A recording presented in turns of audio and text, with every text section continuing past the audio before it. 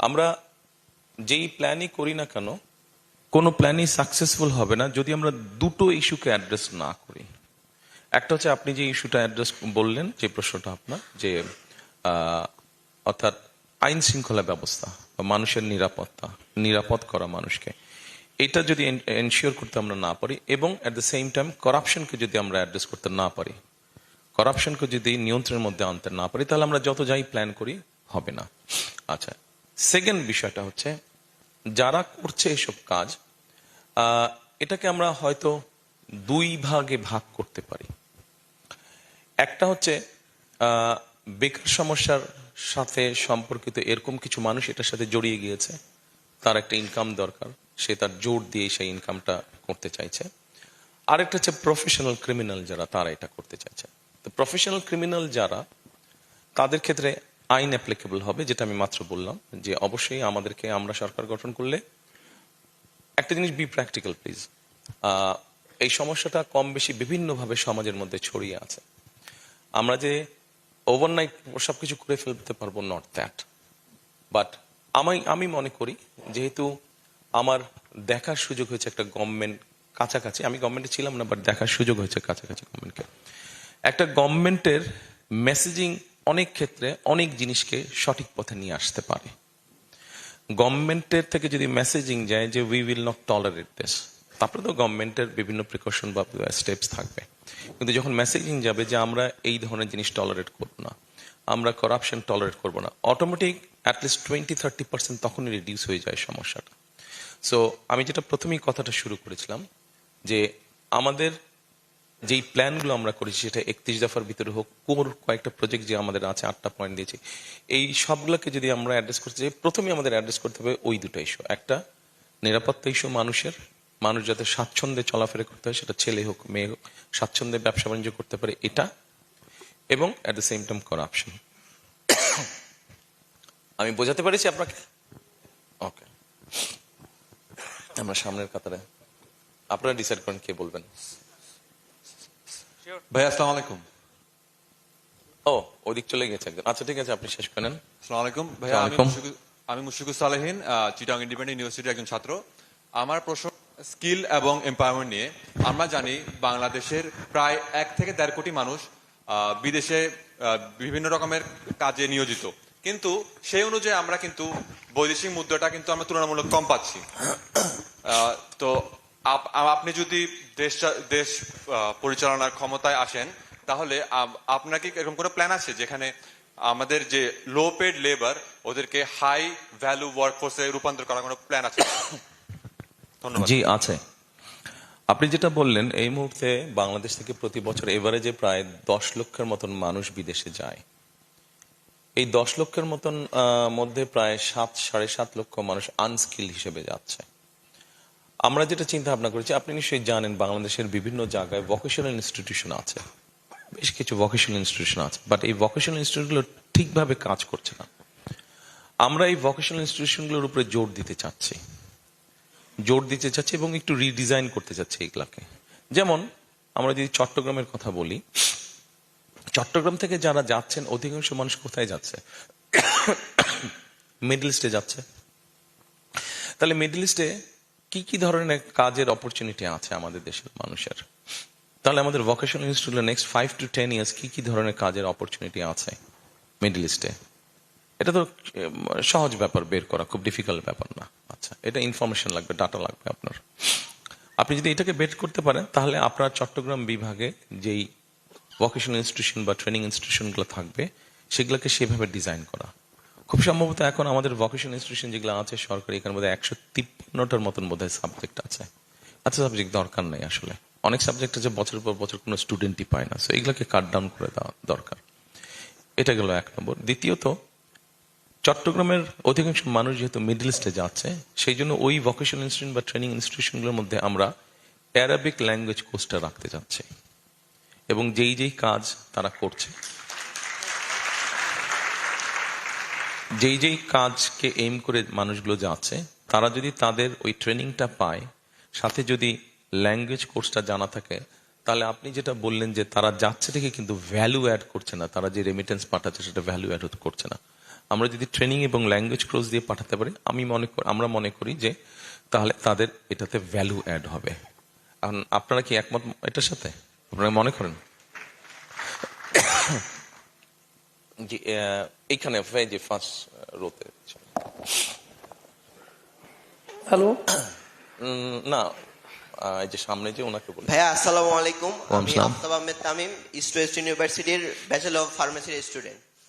ভাই, আমার একটা প্রশ্ন হলো, আপনি তো গত 17 বছর লন্ডনে ছিলেন, ওখানকার হেলথ কেয়ার সিস্টেম আপনি দেখেছেন। হেলথ কেয়ার, একটা হেলথ কেয়ার সিস্টেমে ভাইয়া হসপিটাল ফার্মাসিস্ট অনেক গুরুত্বপূর্ণ একটা রোল প্লে করে, কিন্তু আমাদের বাংলাদেশে হসপিটাল ফার্মাসিস্ট তেমন একটা নিয়োগ দেওয়া হয় না। কিছু একটা হয়তো 2টা হসপিটালে দেওয়া হয়, এছাড়া দেওয়া হয় না। এখন বিএনপি যদি ক্ষমতায় আসে তাহলে কি এই বিষয়টা অ্যাড্রেস করা হবে কিনা? ধন্যবাদ। ধন্যবাদ। আমরা জিনিসটাকে, আপনি যেটা বলেন সেটা তো আছে, জিনিসটাকে আর একটু ডিফারেন্ট ভাবে দেখছি। এই জিনিসটা ইউরোপ এখন ওরা ইন্ট্রোডিউস করছে, গত কয়েক বছর ধরে আস্তে আস্তে ওরা এটাতে এমফেসাইজ দিচ্ছে, এটা ইন্ট্রোডিউস করছে। সেটা হচ্ছে প্রিভেনশনের উপরে। যেমন ধরেন চট্টগ্রাম মেডিকেল কলেজ আছে না, চট্টগ্রাম মেডিকেল কলেজ আছে, সে আমরা এইভাবে দেখি as an example. Chittagong medical কলেজে ধরেন প্রতিদিন ধরেন 1000 রুগী ম্যানেজ করার ক্যাপাসিটি আছে। গভর্নমেন্ট থেকে যে ওষুধ দেওয়া হচ্ছে, হসপিটাল যা আছে, নার্স যা আছে, ডাক্তার যা আছে, সবকিছু 1000 রুগীকে ম্যানেজ করার ক্যাপাসিটি। কিন্তু প্রতিদিন ওখানে কিউ করছে 2000 রুগী। তা আপনি আজকের 1000 শেষ করতে করতে আপনার হাতে 1000 থাকলো, আগামীকাল আরো 2000 চলে আসলো, মানে হয়ে গেল 3000। এইভাবে কিন্তু ডবল ট্রিপল হয়ে যাচ্ছে জিনিসটা।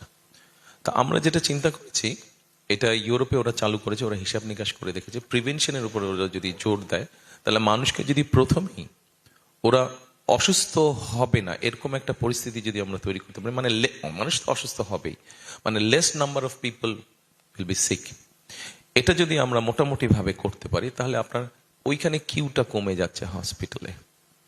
কিউটা কমে গেলে যারা যাচ্ছে ওরা কিছুটা হলো বেটার ট্রিটমেন্ট পাবে, বেটার ওষুধ পাবে, নার্সের অ্যাটেন্ডেন্সটা বেটার হবে, ডাক্তারের অ্যাটেন্ডেন্সটা বেটার হবে, টেক কেয়ার করতে পারবে। এখন এই যে প্রিভেনশন, এটা কিভাবে করব, আমরা মোটামুটি ভাবে চিন্তা করছি স্লোলি এন্ড গ্র্যাজুয়ালি আমরা দেশে 1 লক্ষ হেলথ কেয়ারের অ্যাপয়েন্ট করব, যাদেরকে ওই যে ফার্মাসি যেটা বললেন আপনি, ওই ট্রেনিং দিব এবং বেসিক হেলথ ট্রেনিং যাদের দেওয়া থাকবে। যে ঠিক আছে, তারা গ্রামে গ্রামে যাবে, একদম বাড়ি বাড়ি হিসাবে ওইভাবে আমরা প্ল্যানিং করে তাদেরকে সাজাবো আমরা, যে 1জন বা 2জন হেলথ কেয়ার এই গ্রামটার জন্য রেসপন্সিবল থাকবে, এবং তাকে আমরা ওখান থেকেই অ্যাপয়েন্ট করব, মানে ওই এলাকার মানুষকে। কারণ স্বাভাবিকভাবে আপনার এখানে যদি অন্য কোনো ডিস্ট্রিক্টের একজন ডাক্তার বা কিছু আসে, সে তো জাস্ট আসলো কাজের খাতিরে, কিন্তু আপনার এখানকার ডাক্তারই যদি আপনাকে দেখে, স্বাভাবিক তার একটা ইমোশন কাজ করবে যে আমি তো এই কমিউনিটির মানুষ, কাজে টেক কেয়ারটা একটু বেটার হবে। আমরা এই হেলথ কেয়ার গুলোকে যাদেরকে অ্যাপয়েন্ট করবো, এদেরকে আমরা আপনার ধরেন মানুষকে গিয়ে ওরা আপনার বোঝাবে যে ঠিক আছে এইভাবে খাওয়া দাওয়া করো, তাহলে ডায়াবেটিক রোগ হবে না। বাংলাদেশে যেইগুলা সাধারণত বেশি হয় মানুষ, এই কাজগুলা করো, এইভাবে খাওয়া দাওয়া লাইফস্টাইল করো, তাহলে কার্ডিয়াক পেশেন্ট হবে না তুমি। এইভাবে কাজ করো, তাহলে সে কিডনি প্রবলেম হবে না। এবং একই সাথে ছোটখাটো অসুখ বিসুখ যেগুলা, সেগুলাকে তারা অ্যাড্রেস করবে। অর্থাৎ ওই মানুষটাকে, গ্রামের ওই মানুষটাকে উপজেলা হসপিটাল বা জেলা হসপিটালে যাতে আসতে না হয়, ঘরেই মোটামুটি ভাবে সে চিকিৎসাটা পাবে। বিশেষ করে বাংলাদেশে একটা প্রবলেম মহিলা এবং বাচ্চাদের ক্ষেত্রে, স্বামী বা ছেলে বা ভাই বাইরে কাজে ব্যস্ত, সময় দিতে পারছে না, ফলে মহিলা যদি অসুস্থ হয়, বাড়ির কোনো মহিলা অথবা বাচ্চা যদি অসুস্থ হয়, আচ্ছা ঠিক আছে কালকে নিব ডাক্তারের কাছে, পরশু নিব ডাক্তারের কাছে, কিন্তু বাচ্চাটা বা মহিলার অসুস্থতা বাড়েই যাচ্ছে। তো এই একটা সমস্যা আছে। কিন্তু হেলথ কেয়ারের যদি বাসায় বাসায় যায়, তখন মহিলা এবং শিশুরা এটার একটা অ্যাডভান্টেজ পাবে। আপনি এইভাবে আস্তে আস্তে আস্তে আস্তে, এটা রাতারাতি হবে না, সময় লাগবে, কিন্তু আস্তে আস্তে আপনি হেলথ ফ্যাসিলিটিটা গ্রামে গ্রামে ঘরে ঘরে কম বেশি পৌঁছাতে পারবেন আপনি। এখানে আরেকটা বিষয় আছে, এই হেলথ কেয়ারের আমরা যদি 1 লক্ষ হেলথ কেয়ারের অ্যাপয়েন্ট করি, এর মধ্যে প্রায় 80 to 85% হেলথ কেয়ারের আমরা নিযুক্ত করব নারী হেলথ কেয়ারার, নারী নিযুক্ত করব আমরা। কারণ স্বাভাবিকভাবে আমরা কম বেশি একটু দেখেছি যে নারীরা একটু ধৈর্যশীল হয়, আর যেহেতু তারা বাসায় গিয়ে বোঝাবে, বাসায় হাউস ওয়াইফকে বোঝাবে, বাসার যে গৃহকর্ত্রী থাকবে তাকে বোঝাবে, কারণ নর্মালি তো বাংলাদেশে আমরা দেখেছি, পৃথিবীর অনেক দেশেই দেখেছি, হাউস ওয়াইফ যারা থাকে তারাই কিন্তু সংসারে খাওয়া দাওয়া হাইজিন সবকিছু কম বেশি ম্যানেজ করে তারা। তো সেই জন্য একজন নারীর সাথে আরেকজন নারী কথা বললে বোঝালে ওটা তার জন্য কমফোর্টেবল হবে, ইজি হবে টু মেক হার আন্ডারস্ট্যান্ড। এই হচ্ছে মোটামুটি আমাদের বেসিক প্ল্যান। আমি আপনাকে বলতে পারতাম যে আমরা অনেক স্পেশালাইজ হসপিটাল করব, এই করব সেই করব, বাট আমার কাছে মনে হয় যে একটা আপনি হসপিটাল যদি তৈরি করেন 5-7 বছর সময় চলে যাবে। এটা সাস্টেনেবল, এটা সাস্টেনেবল।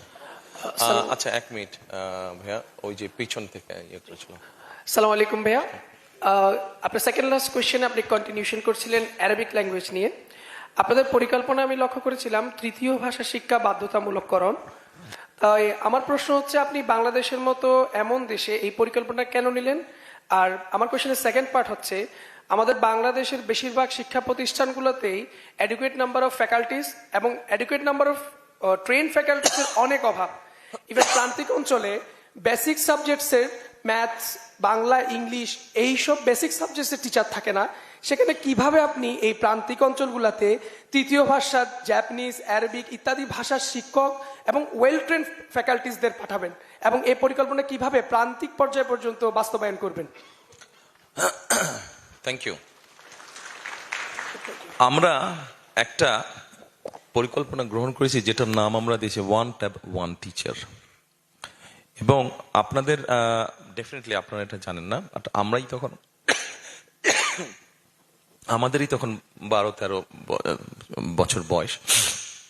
আপনারা যদি আপনাদের বাবা মাদেরকে জিজ্ঞেস করেন ওনারা বলতে পারবেন, অনেকেরই সেই এক্সপিরিয়েন্স আছে। শহীদ রাষ্ট্রপতি জিয়াউর রহমানের সময় শহর এবং মোটামুটি জেলা পর্যায়ে স্কুলগুলা পর্যন্ত ক্লাসরুমগুলোতে অডিও ফ্যাসিলিটি, সেই সময় 80s এর কথা বলছি, ক্লাসরুমগুলোতে অডিও ফ্যাসিলিটি তৈরি করা হয়েছিল।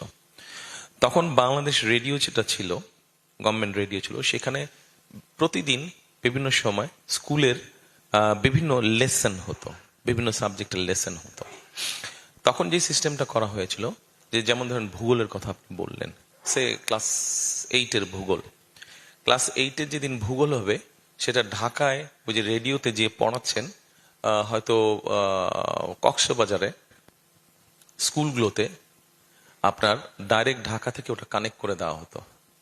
তখন ব্যাপারটা এরকম ছিল না যে বোথ সাইড কথা বলতে পারবে, ব্যাপারটা অতটা অ্যাডভান্স ছিল না, কিন্তু তারা অন্তত সেই ক্লাসটা পেত তারা। তো তখনই এই ফ্যাসিলিটি তৈরি করা হয়েছিল। আমরা এই ফ্যাসিলিটিটাকে এখন আস্তে আস্তে ডেভেলপ করতে চাইছি। কোরিয়াতে এটা ওরা করেছে, ওরা পারলে আমরা না পারার তো কিছু নাই, সময় লাগবে, কষ্ট হবে, কিন্তু উই ক্যান ডু ইট। সেটা হচ্ছে আমরা আস্তে আস্তে স্কুলগুলোতে অডিও এবং ভিজুয়াল কানেক্ট করতে চাইছি, অডিও ভিজুয়াল কানেকশনের আন্ডারে আনতে চাইছি। ফলে ঠিক একইভাবে ধরেন চট্টগ্রাম ইউনিভার্সিটির একজন ম্যাথসের ভালো টিচার, ওনার লেসনটা সে ঢাকা ইউনিভার্সিটির যারা ম্যাথসের স্টুডেন্ট তারাও নিতে পারবে অডিও ভিজুয়াল। অথবা এখানকার কোনো কলেজের হিস্ট্রির ভালো টিচার, ওনার লেসনটা সেই দিনাজপুরের ওরাও নিতে পারবে, শুধু কানেকশনটা করতে হবে। এবং প্রাইমারি এবং সেকেন্ডারি লেভেলের টিচারদেরকে আস্তে আস্তে আমরা কম্পিউটার বা ট্যাবের আন্ডারে আনতে চাচ্ছি। একটা ট্যাব আমরা দিতে চাচ্ছি কম্পিউটার, আইপ্যাডের মতন, not iPad, iPad is very expensive, not iPad, but আইপ্যাডের মতন একটা ট্যাবের আন্ডারে আমরা আনতে চাচ্ছি তাদেরকে, সো দ্যাট ওটার থ্রুতে তাদেরকে যেরকম আমরা ট্রেনিং দিব, আবার তারা ওটা তখন ক্লাস করাতে পারবে। এইভাবে জিনিসটাকে আমরা অ্যাড্রেস করতে চাইছি, যে আপনি যেটা বললেন এইভাবে আমরা সাবজেক্টগুলোকে অ্যাড্রেস করতে চাইছি। ভাষার শিক্ষা যেটা আপনি বললেন, আপনি দেখেন, আপনি নিজে যদি, আপনি কিসের স্টুডেন্ট? এমবিবিএস, আচ্ছা। তো আপনি ফাইনাল স্টুডেন্ট। এখন ধরেন আপনি যদি একটা থার্ড ল্যাঙ্গুয়েজ জানেন, সে আপনি ম্যান্ডারিন জানেন, আপনি কমপ্লিট করার পরে, আপনার কোর্স কমপ্লিট করার পরে, if you know how to speak in Mandarin, তাহলে আপনার জন্য দেশেই হোক বা দেশের বাইরে হোক, অনলাইনে হোক বা ফিজিক্যাল হোক, আপনার জন্য জবটা ইজি হবে না? আপনার জন্য জবটা ইজি হবে। ঠিক একইভাবে যদি আপনি ফ্রেঞ্চটা জানেন, আপনার জন্য জবটা ইজি হবে। যেটা আমরা এডুকেশনের সাথে ইন্ট্রোডিউস করতে চাচ্ছি, আপনারা অনেক প্রশ্ন করতে পারেন, বাট আমরা প্ল্যান করেছি ধীরে ধীরে আমরা এগোবো, আমরা আস্তে আস্তে ইন্ট্রোডিউস করবো। যেমন আমরা প্রাইমারি এবং সেকেন্ডারি স্কুলে আমরা বাচ্চাদেরকে যেটা করতে চাচ্ছি, যেমন ধরেন ভূগোল আছে সাবজেক্ট, ভূগোলে 100 মার্ক আছে, ওই 100 মার্ক থেকে আমরা 40 মার্ক 50 মার্ক বের করে আনতে চাচ্ছি, নিয়ে এসে আমরা আর্ট বা কালচার রাখবো। সেটা আর্ট কালচার এরকম হতে পারে যে কেউ ড্রয়িং আঁকা শিখতে চায়, কেউ বাঁশি বাজানো শিখতে। আপনাদের মধ্যে এখানে অনেকেই হয়তো আছেন কোনো মিউজিক্যাল ইকুইপমেন্ট আপনারা বাজাতে চান, হয়তো ফ্যামিলির ফাইন্যান্সিয়াল কারণে আপনি হয়তো সেটা করতে পারেননি, অথবা বিভিন্ন কারণে আপনি করতে পারেননি। আমরা সেই ফ্যাসিলিটিটা তৈরি করতে চাই, সেই ফ্যাসিলিটি আমাদের বাচ্চাদের জন্য আমরা তৈরি করতে চাই। গভর্নমেন্ট থেকে আমরা কয়েকটি আপনার গিটার হতে পারে, বাঁশি হতে পারে, হারমোনিয়াম হতে পারে, কারো কবিতা আবৃত্তি হতে পারে, এরকম কয়েকটা সাবজেক্ট রাখবো, কিন্তু কম্পালসারি সেই বাচ্চাটাকে একটা সাবজেক্ট নিতে হবে। তাহলে ও যখন আর্ট কালচার একটা জানলো, সাথে থার্ড ল্যাঙ্গুয়েজ জানলো, আমরা স্পোর্টসটাকেও কম্পালসারি রাখতে চাইছি, যে তাকে একটা না একটা খেলা করতেই হবে, আরেকটা সাবজেক্ট থেকে কিছু নাম্বার ড্র করে নেব এবং ওটাতে তাকে পাস করতে হবে। সো আপনি আপনার কেসেই চিন্তা করেন, আপনি যদি একটা থার্ড ল্যাঙ্গুয়েজ জানেন, আপনি যদি স্পোর্টসে ভালো হন, যে কোনো একটা স্পোর্টসে যদি ভালো হন, আপনি যদি যে কোনো একটা আর্ট বা কালচারে আপনি ভালো হন, আর আপনার নিজের সাবজেক্ট তো আছেই আপনার, তাহলে আমার তো মনে হয় আপনার জন্য পৃথিবীর যে কোনো দেশে জব পাওয়া অনেক ইজি হবে। শুনতে ব্যাপারটা স্বপ্নের মতন মনে হচ্ছে, বাট অন্য দেশ পেলে আমরা না পারা তো কিছু নেই, আমাদেরকে সুন্দর করে ম্যানেজ করে এগোতে হবে। আমরা যে 2, 4, 5 বছরে চলে যাবো তা না। অন্য যারা পেরেছে, আমি যে কথাটা বললাম, সাউথ কোরিয়া ওরা যেরকম করেছে, ওরাও এখানে আসতে অনেক বছর সময় নিয়েছে। আমরা শুরু করব, আপনারা এটাকে চালিয়ে নিয়ে যাবেন। আপনারা যখন আপনাদের কর্মস্থলে যাবেন, আপনারা যখন দেশ পরিচালনা করবেন, আপনারা তখন এটাকে এগিয়ে নিয়ে যাবেন। Thank you. না, নেক্সট ফার্স্ট জন, না না না, একদম প্রথম জন যে জুজু, নমস্কার, আসসালামু আলাইকুম।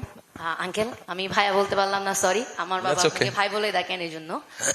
তো আমি পারমিতা চাকমা, মাস্টার্সে চট্টগ্রাম বিশ্ববিদ্যালয়। আপনি দেশে আসার পরপরই পাহাড় এবং সমতলকে সবাইকে নিয়ে একসাথে দেশ গড়ার কথা বলেছিলেন। সেক্ষেত্রে বাংলাদেশ যেহেতু বহুজাতিভিত্তিক দেশ, সেক্ষেত্রে আমি একজন চাকমা নারী প্রতিনিধিত্ব করি এবং আমি আদিবাসী হিসেবে পরিচয় দিতে স্বাচ্ছন্দ্য বোধ করি। তো এক্ষেত্রে আদিবাসী সাংবিধানিক স্বীকৃতি, ভূমি অধিকার এবং ভূমি নিয়ে যে পার্বত্য চট্টগ্রামে বহুদিন ধরে টান টান উত্তেজনা, উদ্বেগ এবং নাগরিক নিরাপত্তা এবং আমাদের নাগরিকদের রাষ্ট্রীয় অংশগ্রহণে আপনার দলের ভূমিকা কতটুকু থাকবে, এবং পাহাড়ি তরুণদের শিক্ষা, চিকিৎসা, স্বাস্থ্য ক্ষেত্রে এবং সরকারি চাকরির ক্ষেত্রে অংশগ্রহণ কিভাবে জোরদার করবেন, বা আমাদের ক্ষেত্রে স্কিল ডেভেলপমেন্টের কোনো কিছু বিষয় আছে কিনা, আমি জানতে খুবই আগ্রহী। ধন্যবাদ।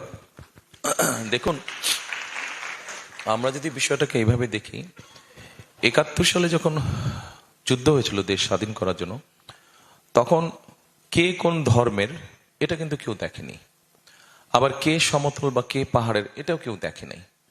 ঠিক একইভাবে 2024 সালে যখন আন্দোলন হতো, ঠিক সেই সময়ও কে কোন ধর্মের কেউ দেখেনি। ঠিক একইভাবে কে কোন সমতলের বা কে পাহাড়ি সেটাও কেউ দেখে নাই। So as long you are Bangladeshi, একজন সমতলের আপনার মতন তরুণ প্রজন্মের সদস্য যেই সুবিধা পাবে, পাহাড়ের অঞ্চলের মানুষ হয়ে আপনি সেম সুবিধা পাবেন। আপনার যোগ্যতার ভিত্তিতে আপনি যাবেন। কারণ আন্দোলন যখন শুরু হলো 2024 সালে, এটা তো কোটা প্রথা বাতিল দিয়ে শুরু হয়েছে। আমরা বলেছি 2014 সালে আমি বলেছিলাম যে কিছু ডিজেবল বা অন্য ভিন্ন ধরনের মানুষ আছে, তাদের জন্য বিভিন্ন পর্যায়ে কিছু 5% মতন কোটা রেখে বাকি সব ক্ষেত্রেই আমি ব্যক্তিগতভাবে মনে করি যে মেধার ভিত্তিতে হওয়া উচিত, সেটা সমতলই হোক, সেটা পাহাড়ি হোক। হ্যাঁ, সরি, কেন হবে না? আপনি বাংলাদেশি না? আছে,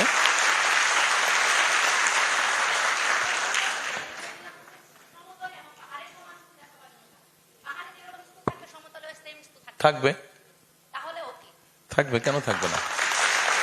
আসসালামু আলাইকুম, অনারেবল চেয়ারপারসন। আমরা আর কতক্ষণ চালাবো? আর কতক্ষণ করবো? 10 মিনিট, ওকে। এইদিকে পিছন থেকে একজন মাইক হাতে নিয়ে নিয়েছে, আপনার প্রশ্নটাই শুনি। আসসালামু আলাইকুম, অনারেবল চেয়ারপারসন।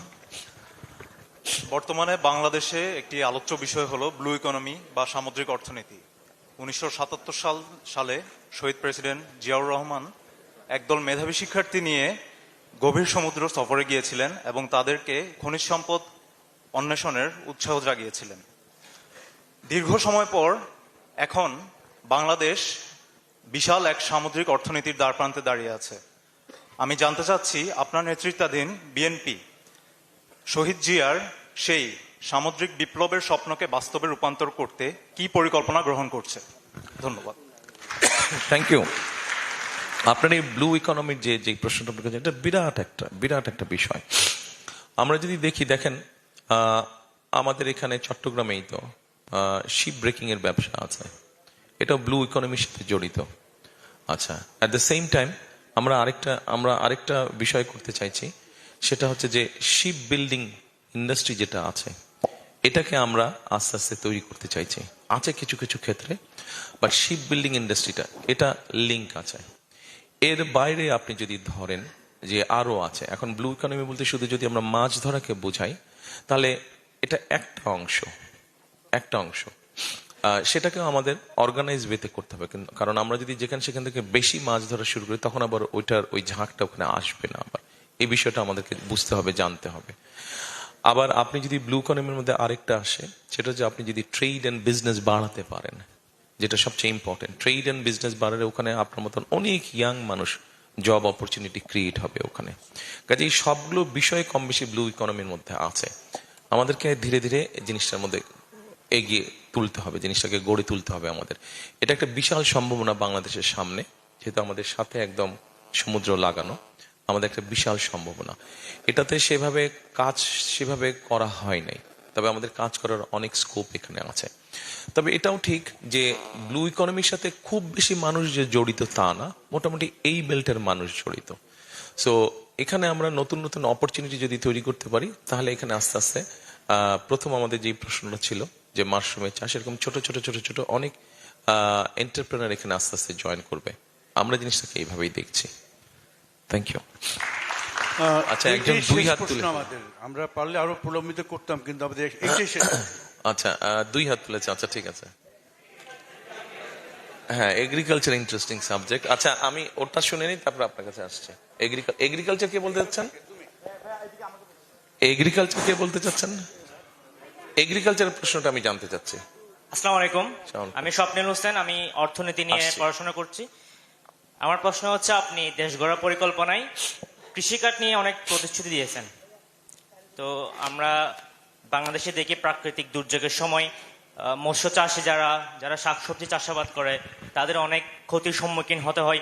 প্লাস যারা পোলট্রি, ডেয়ারি এবং যারা মৎস্য চাষি, তাদেরও সেম ক্ষতির সম্মুখীন হতে হয়। পাশাপাশি প্রান্তিক পর্যায়ে যারা কৃষক, সিন্ডিকেটের কারণে তাদের কাছে পণ্য সঠিক ন্যায্য মূল্যটা পৌঁছায় না। সো বিএনপি যদি সরকার গঠন করে, আপনি যদি ক্ষমতায় আসেন, তাহলে সিন্ডিকেট বন্ধ করতে এবং ক্ষতিগ্রস্ত চাষিদের এবং খামারিদের সুরক্ষা নিশ্চিত করতে কি পরিকল্পনা গ্রহণ করবেন? আপনার থ্যাংক ইউ। আপনার এই প্রশ্নটার মধ্যে, টোটাল প্রশ্নের মধ্যে বোধহয় দুটো প্রশ্ন আছে ভেতরে। একটা হচ্ছে যে কৃষকদের পাশে দাঁড়ানো। আপনি ফ্যামিলি কার্ডটা যখন দেখেছেন, ওখানে আপনি দেখেছেন যে আমরা কম বেশি 10টি পয়েন্ট ওখানে দিয়েছি।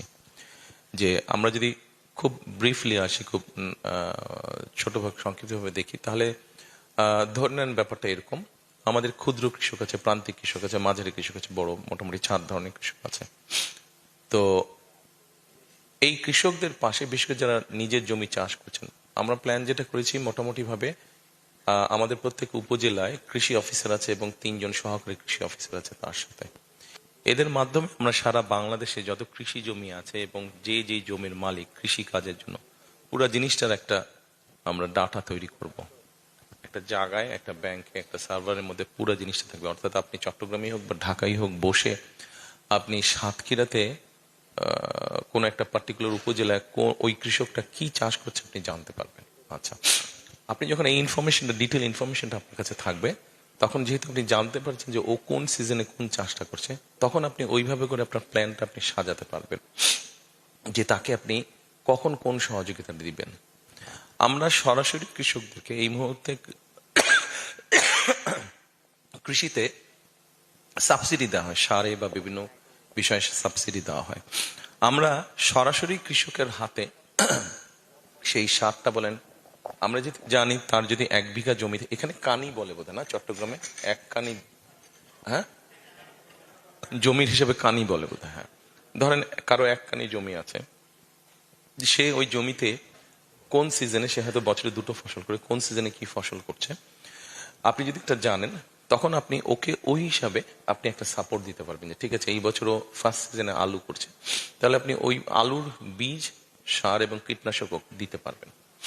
এছাড়া আরো কিছু আমরা সুবিধা রেখেছি, যেমন একটা সুবিধার কথা বলি, আমরা এর মধ্যে অলরেডি এটা এক্সপেরিমেন্টালি আমরা কাজ করেছি, এরই মধ্যে প্রায় 3.5 কিছু বেশি কৃষক ওই অ্যাপের সাথে ইনভলভ হয়।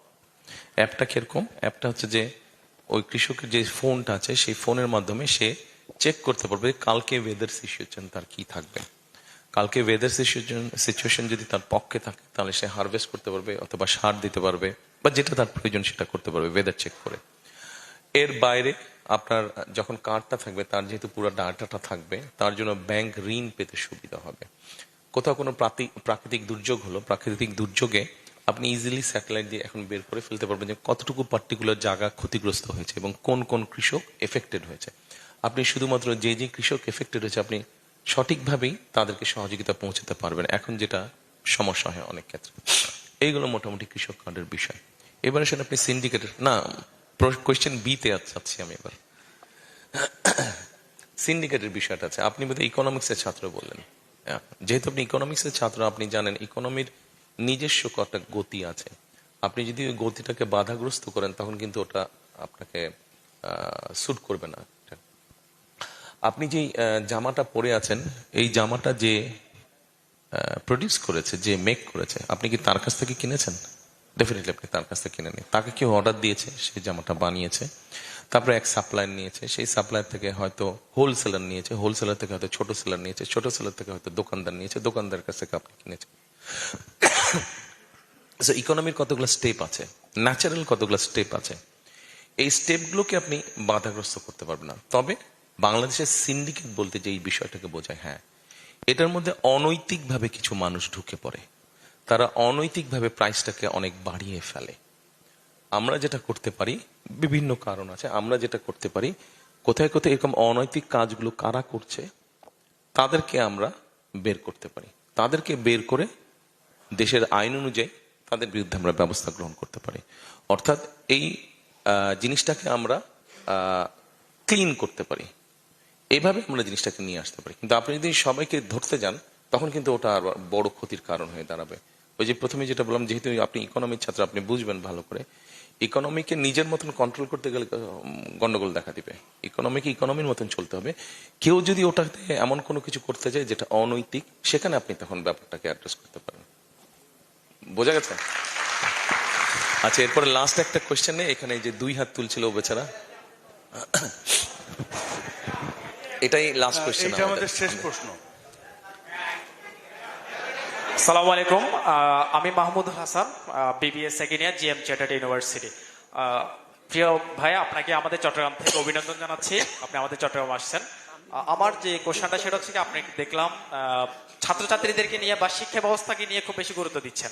তো আমার যে দুঃখের বিষয়টা সেটা হচ্ছে কি, প্রতিটা নাগরিকের তো আপনার বার্থ সার্টিফিকেট বলেন, পাসপোর্ট বলেন এবং আইডি কার্ড পাওয়া একটা নাগরিকত্ব অধিকার, কিন্তু এই নাগরিকত্ব অধিকার পেতে আমাদেরকে যে পরিমাণ ঝামেলা পোয়াতে হয়, আমরা চাই আপনি যেভাবে খুব সংক্ষেপে এবং ঝামেলা মুক্তভাবে আইডি কার্ড বাংলাদেশে এসে করতে পারছেন, আমরা প্রত্যেকে এভাবে করতে চাই এবং প্রত্যেকের আইডি কার্ডগুলো প্রত্যেকের আইডি কার্ড, পাসপোর্ট এবং বার্থ সার্টিফিকেট স্কুল লাইফে প্রত্যেকে করে ফেলতে পারে সেই সুবিধাটা চাই। আর বিশেষ করে আইডি কার্ডের সব ভুল এবং হচ্ছে ছবি, আপনি যদি আইডি কার্ডের ছবির দিকে তাকান, আমরা যদি কোনো ইউরোপীয় অ্যাম্বাসিতে যাই তখন আমাদের দিকে একবার তাকায়, আমার পাসপোর্ট এবং এনআইডি কার্ড দিকে 10 বার তাকায়, চিন্তা করে বাংলাদেশে দুর্ভিক্ষ চলতেছে কিনা, ওরা চিন্তা করতেছে বাংলাদেশে কোনো দুর্ভিক্ষ লাগছে কিনা, যে তাদের ছবির অবস্থা কেন, তাদের বাস্তবীয় চেহারার সাথে এমন অবস্থা কেন। তাদের এই অদক্ষ ব্যবস্থাপনার জন্য আমাদেরকে যে ঝামেলাগুলো পোয়াতে হচ্ছে, সেই আপডেট যুগে যেখানে চায়না এবং জাপান 2050 সালের কথা চিন্তা করতেছে, আর সেখানে আমরা বাংলাদেশের মানুষ আমাদের সার্টিফিকেট, পাসপোর্ট এবং আইডি কার্ড সংশোধন করতে করতে আমাদের জীবন চলে যাচ্ছে।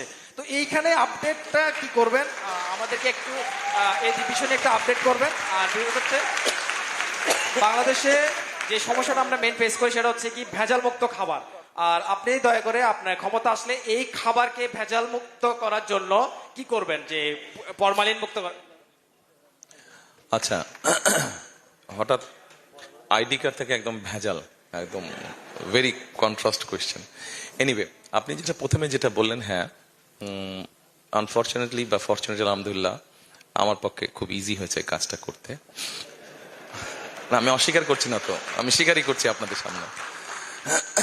বাট এটা প্রসেসটাকে ইজি করতে হবে, আর প্রসেসটাকে ইজি করতে হলে জিনিসটাকে যত ডিজিটালাইজ করতে পারবো আমরা উইথ সাম কারেকশনস, আমার কাছে যেটা মনে হয়, তাহলে আপনি ঘরে বসেই জিনিসটাকে করতে পারবেন।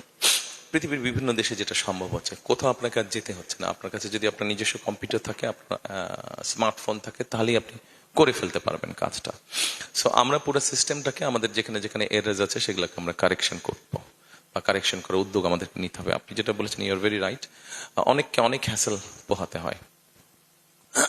আমি করে মানে আমার ওই এনআইডি কার্ড করে আসার পরে সোশ্যাল মিডিয়াতে দেখলাম কেউ একজন যোগ করে দিয়েছে যে আমি গিয়ে কমপ্লেন করছি, আরে ভাই আমার নাম তারেক লিখে দিয়েছে বারেক।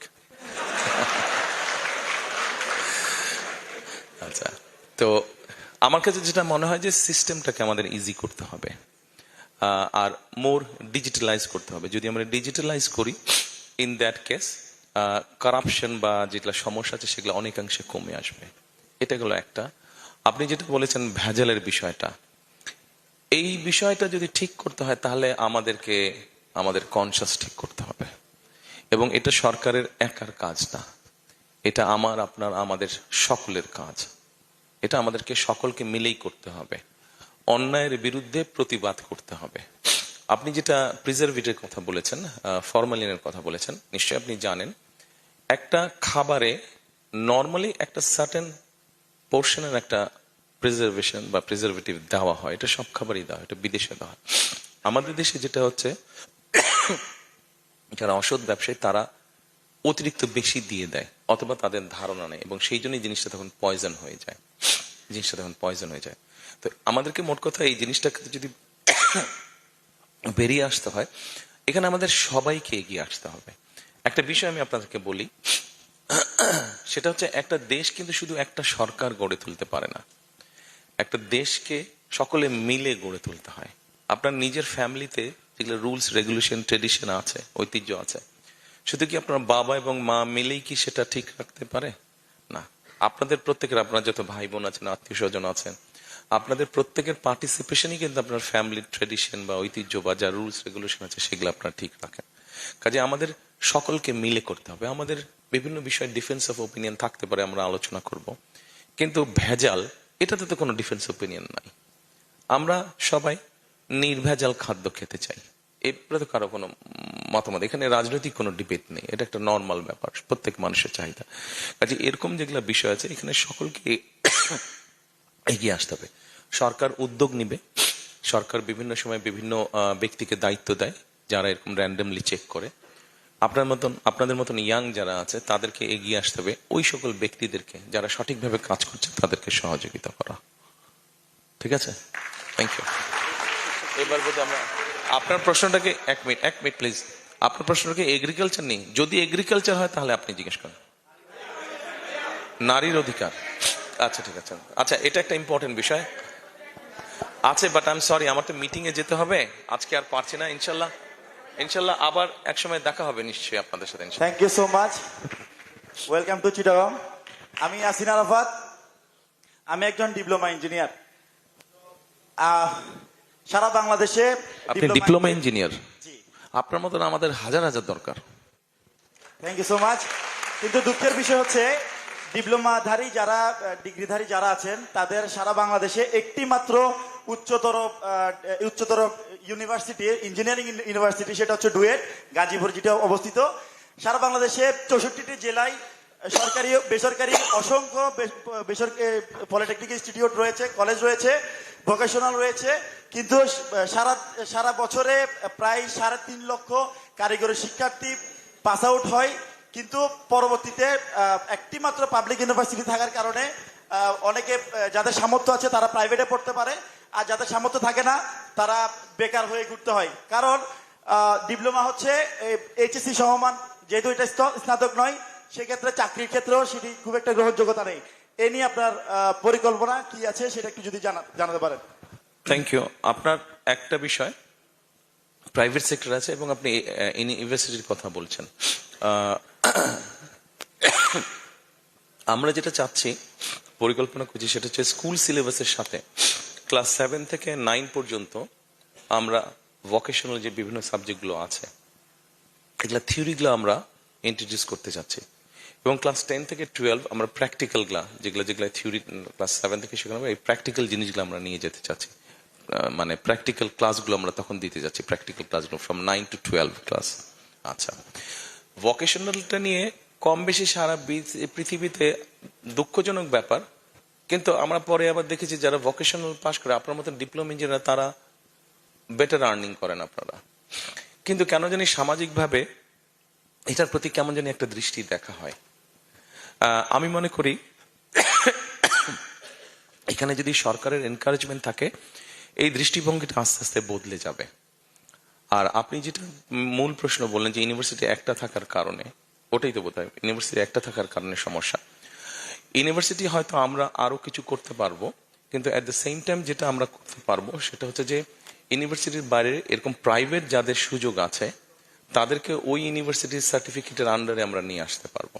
কারণ স্বাভাবিকভাবে আপনি যদি, অর্থাৎ প্রাইভেট পাবলিক পার্টনারশিপের মধ্যে আমরা নিয়ে যেতে পারবো জিনিসটাকে, স্ট্যান্ডার্ডটা মেনটেন করতে পারবো আমরা যদি ওইভাবে জিনিসটাকে সাজাই, তখন আপনি প্রাইভেট যেখানে পড়ছেন সেটারও সার্টিফিকেশনের সেরকম মূল্য তখন থাকবে, ওই যে ইউনিভার্সিটি থেকে সার্টিফিকেটটা দেওয়া হবে এইভাবে। কারণ আমি হয়তো আপনাকে